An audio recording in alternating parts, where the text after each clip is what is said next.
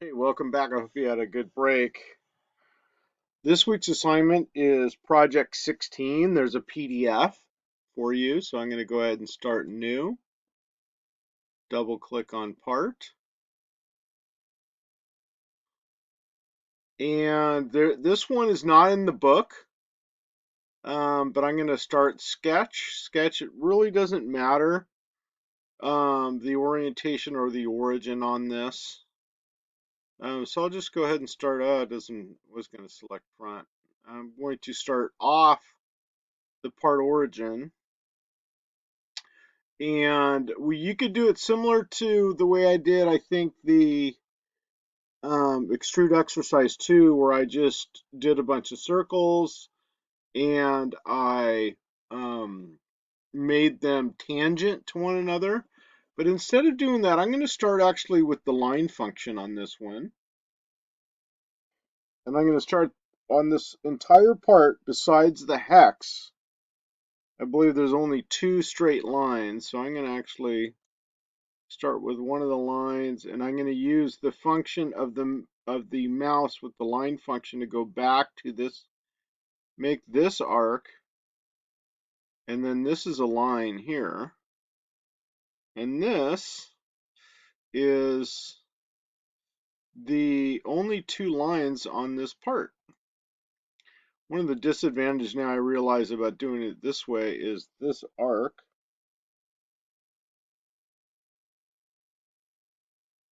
is I'm going to have to make these arcs concentric. I'm going to go back to another arc here, and then another arc. There's these 2 arcs here that I'm gonna actually have to make concentric, and then this arc. Oh,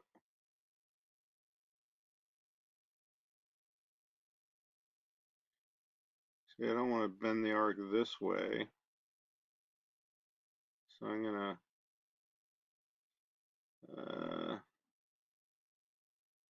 I'll just make it like that, and I'll trim this later actually.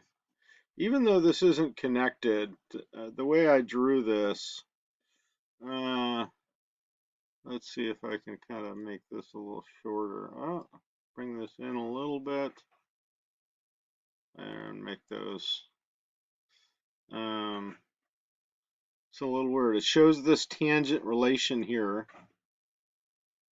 but that has to do with this line. Let me go back. I'm going to do a Control Z again, Control Z again, back to there. And before I go and try and connect this together, I'm actually going to add some size to this before I get too deep into this. And the first one I'm going to add is going to be, I don't have overall length because I'm going from the center arcs here. So let me add this first, this dimension from arc point to point. And of course I am in metric.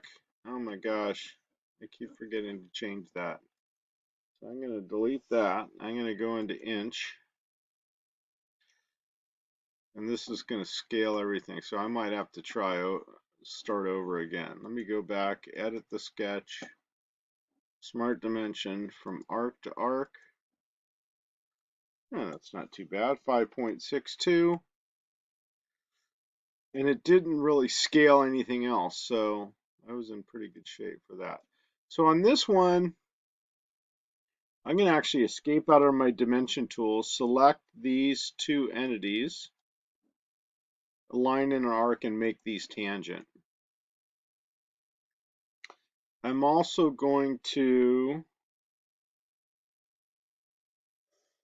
let's add another tangent point from here to here and make those tangent. There we go. So it's formed a little, it crosses over itself, but I think this is, there we go. I could have fixed that later as well. Let's do a screen fit. I'm going to add a smart dimension, which is going to be arc to arc. It's going to be in this direction. of 1.75. And now if I add dimensions for the radius on this outside two places, it's 750. This one also is 0.750. I'll do a screen fit. I should get a little closer. There we go. We're getting closer to the size. I'll make this radius here off the drawing is 1.75, and making this arc and this arc concentric, this was the issue. The way I did it, I made these two arcs as separate entities. If you draw it with a series of circles, scale to size, and then trim around it, you could have possibly avoid this situation. But I'm going to select this arc, and these two arcs, I'm going to make them concentric. Oh. The problem with this is this size is not the same as this. So if I select the radius, the arc here that has a dimension of the radius and the one that does not, and make them equal in size, that should give us back closer to my form. You probably would want to do that before you add the concentric relation here between these two arcs. So that would probably help you. I'm going to continue to add smart dimensions. This radius is given as 1.5. There's also a linear dimension from arc to arc here that is 3 inches. And I think the only thing I'm missing is this arc size of 5. It still doesn't look right. So what am I missing here? Dun, dun, dun. I have 4 tangent points. Oh, I know. It's actually this point and this point need to be horizontal. And that gives me the correct form. So I think at the end of this video, it's going to be a little difficult for you to do it using the sketch function for that. But at the end of the video, what I'll do is I'll show you a quick way to do the outline of this using arcs, connecting them and then trimming them to get to this final profile. So from here, I did not start my sketch on the part origin, but now I'm going to go ahead and select this point, just any point on the sketch, and select the part origin by holding Control down. So I have 2 points. One of them is the part origin, and I'm going to make these coincident, and that shows now here as fully defined. So from here, I think it's probably a lot easier to get to this point and then add back with the sketch tool. I'm going to add a circle here. I'm going to add 2 circles here. 1, 2, and then another circle here. And then doesn't show a sketch relation, but I did select these arc centers. So all of these are concentric, and they only need a dimension for the diameter. This one is 620 off the drawing. These two, by holding Control down, these two can be equal in size.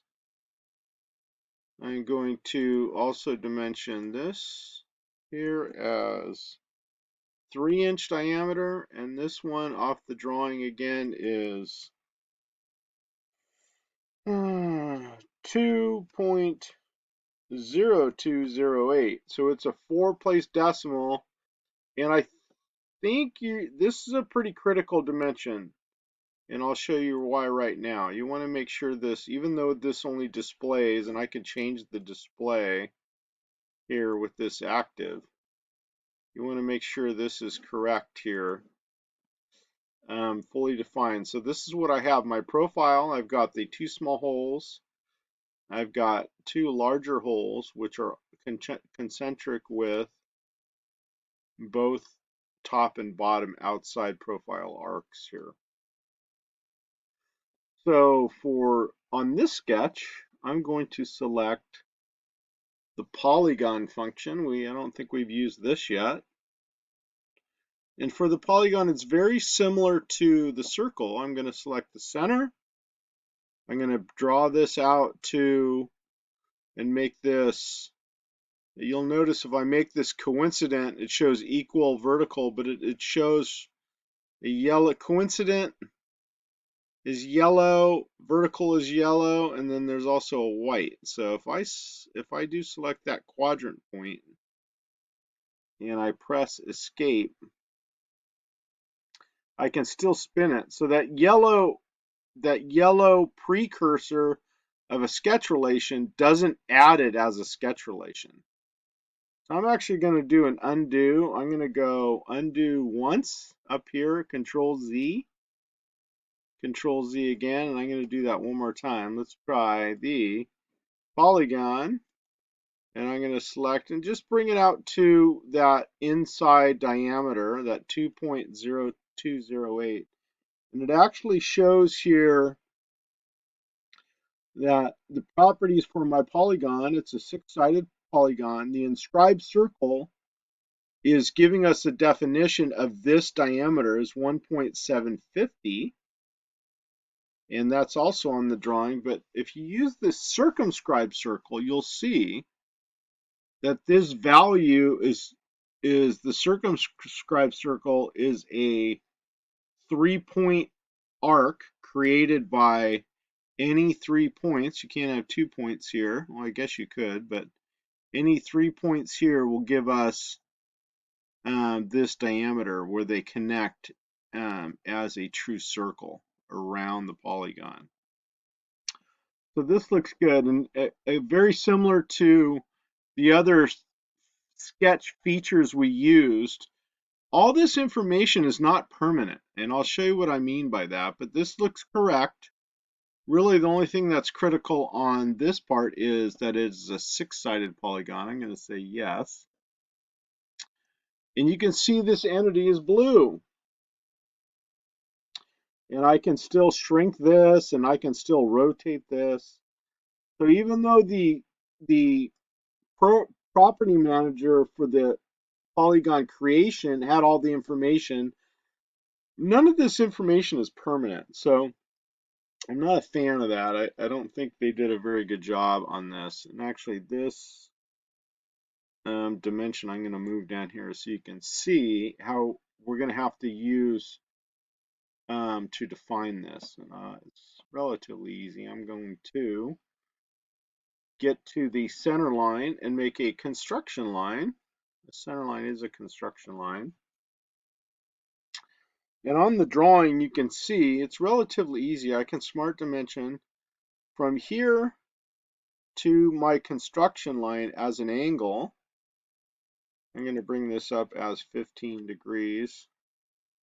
And, ooh, that's all I needed to do. I guess there was this tangent point at some point. I don't know how that worked because maybe if I go back, I'm going to go Control Z, get rid of that, Control Z again. This shows this as coincident with his endpoint, but if I drag this one, oh, at some point that made it coincident. Let's try again. It's almost like I inadvertently added this coincident point. Nope, I can't go forward. I hate that part. In SolidWorks, you can't go forward. I'm going to do it again. Here to here. I'm done. And again, there's no coincident point. So if I take any one of these points and this arc, I have this point and this arc highlighted and make them coincident. Now, based on this size, And it shows in this case the inscribed circle is 1.75. It doesn't really matter what that, if you use the inscribed circle or the circumscribed circle, just as long as it's tangent. Or another way to do it, and I'll show you that. I'm going to delete that so this can go in any direction. And go back and move this dimension back down. Okay. So now I'm going to add the center line as a vertical line and dimension the angle from this line is not a vertical line or a horizontal line. So if I go to any other line, oh, I went to a point. It's kind of hard to see, but hopefully you can see I'm dimensioning a point. I don't want to do that. I go back. I'm still in Smart Dimension, line to line, and this is going to be 15. Now this isn't going to change. This angular value is not going to change. But I also need to add, because I took away that coincident relation from this point to this arc, I'm going to add a linear dimension off the drawing of 1.75. And that defines it as well. This is fine. You can dimension it this way. You can define it this way with the dimension, or you can add it as, again, a coincident from point to arc, and you'll be fine. Okay, so from here, this is a little unique project. And the way we're going to extrude this is we're going to extrude by area. So I have a single sketch. I'm fully defined here. I'm going to kind of tilt this up. And I'm going to, in a fully defined sketch, we can escape out of the Smart Dimension tool. I'm going to select Features, Extrude. And if you notice, there's multiple closed contours on this. And if I bring my mouse in, it has this little arrow here, but it did not select any of the closed contours or the areas. They're all shaded a little different. This one's light gray, this one's a little darker, this one's darker still, and this one's the darkest shade of gray here. So I'm going to actually select, I'm going to flip the direction first because the arrow is going to go down. Look at my drawing, and this value is going to be 850. And I'm going to select by area, and I'm going to select this area. I'm going to select this area, and you can see the red area. Sometimes you might need, if you have these slightly off a little bit, you might need to go in and select each 5 points here, or I guess there's 6 areas within this inside diameter. But I selected by area, and you can notice down here it populates in, it says selected contours, but then within this selection box, it shows them as region 1, region 2, region 3 as selected by areas. So this looks pretty good. The preview looks good. The hex is a through hole. So this looks excellent. And this is, again, is one sketch. And if I highlight the sketch, you can see it's on the top of my extrusion. Now, the one thing I notice students do get wrong on this occasionally is how they orient it. Sometimes they will extrude it from the back, and they'll have the boss come in off of this side. But make sure it's oriented just like the picture. Let's see if I can go to our top view. I think it would be our front view again. And that this hex is clocked 15 degrees from the orientation of how the part is. So when I say I don't care about the orientation, I don't care where the part is oriented relative to our default planes, right? I don't care about this. And as far as the origin, I don't care where this part origin is. In this case, I have it here on this edge of the extrusion. So for the second part of this, I'll just start from a feature. I think I can start from a feature. I know I'm going to use sketch 1 in the area. So I'm just going to select extrude boss base, and it asks me select a place, a plane, a face, or an edge, or an existing sketch. So with the flyout menu, I'm going to select the existing sketch. And then it says sketch 1. It's actually populated here in the contour box. I'm going to select that. I'm going to delete that. Oh, come on. Delete. And then I'm going to select the area. And I'm going to change this value to, is it 150 thousandths? I'm extruding this blind, and the default direction is up. And this looks good. I'm going to say yes. So really what we're doing on this, hopefully it's relatively easy for you, but we are extruding based on area or region. And if you notice, we're using only one sketch. So the base extrusion, and I guess it doesn't matter, this boss could be the base, and you can extrude this up. But we always, we would think of the base as the larger part of the part. So in this case, I extruded the first extrusion down as my base, and that's what this part is here. And again, just using one sketch. Now, the extra credit assignment connected to this, I'm going to have you do, let's see. I don't know if I guess you can do, I'm going to have you do the exact same part, and you get 1 point for every sketch plane you use. And I'm trying to think, you can do probably 1, 2, 3, 4, 5. I'm pretty sure you can at least get 5 sketch planes, maybe 6. You can create this part, a fairly simple part with 6 sketch planes. For your regular 10-point weekly assignment this week, you're going to make this part using just one sketch plane. Don't forget to add your name, Buechler M, and then the title is Project 16. And this is a very well-known project that's used by many schools. It's been around in many different iterations for decades, actually. So it's a pretty cool part. Okay, so before I leave you though, what I'm going to do is I'm going to go back in. I'm going to actually close this out.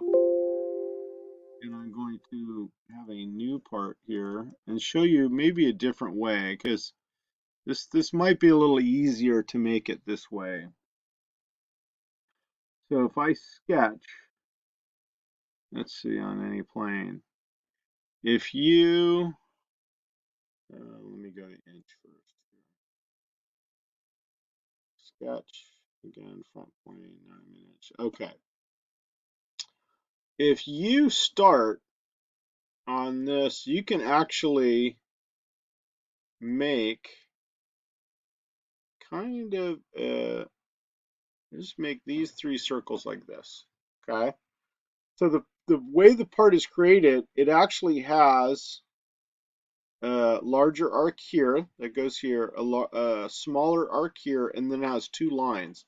This is just the outside profile. So if I go like this, and then I'm going to add another one here, and I'm not even going to do the lines. I'm just going to do the arcs. So I'm going to select arc to arc here as tangent. I'm going to select, and you got to be careful because where this line is, this arc needs to be on this side of the arc in order, if it's not on this side of the center line, the tangent relation will be on the right side over here, and that's not what we want. So I'm going to make that tangent. I'm going to make this same thing with these two arcs. This arc has to be below the center line. I'm going to make these tangent. I'm going to select this arc and make this arc tangent. Now,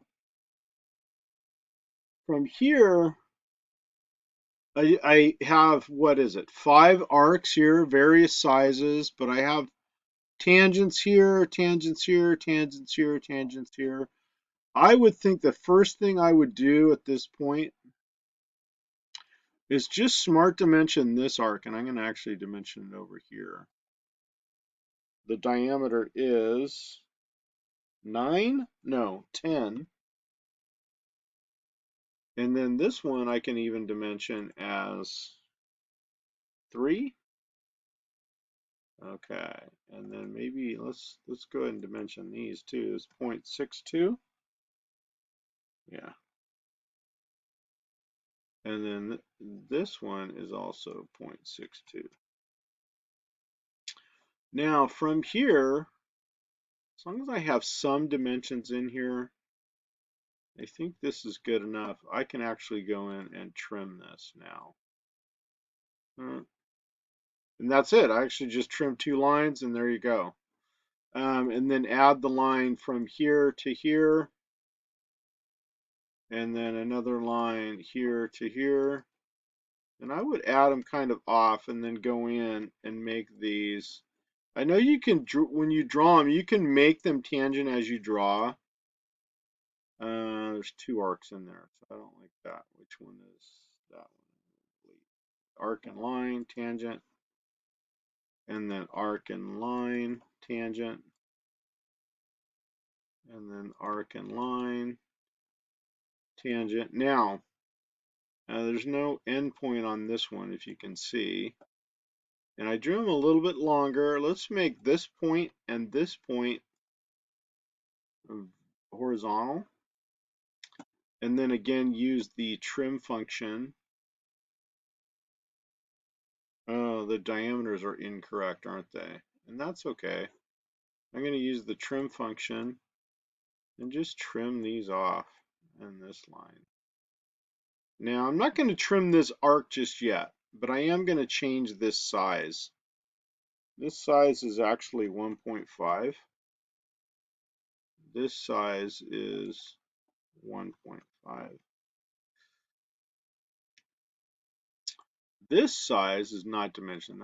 That's why it looks a little wonky here. This is 3 inches? No, this is going to be the outside one. So it's 1.75 times 2.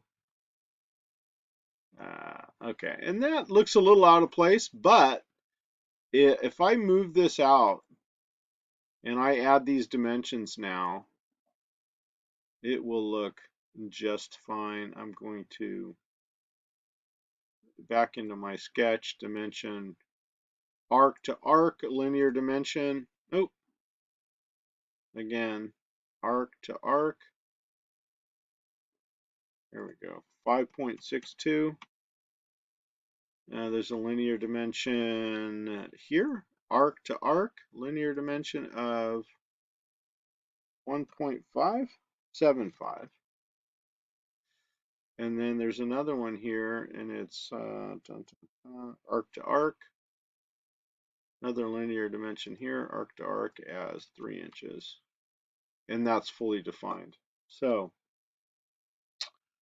you can, I think if you do it this way though, watch this, because I'm not sure this dimension will stay applied to both sides of the arc. I think it will, but let's trim it and see.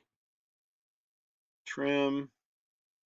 No, it does. Oh, yeah, it did. It showed this as blue, and now it shows fine. So it does still show here fully defined. So that's a little bit different way to do it. That's similar to the way we did extrude exercise 2.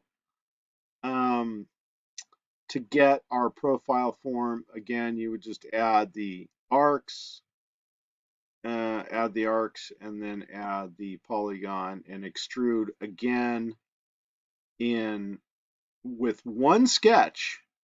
We're extruding the base down and we're extruding the circular boss up for this project. Okay, thanks. Until next week, we will see you then.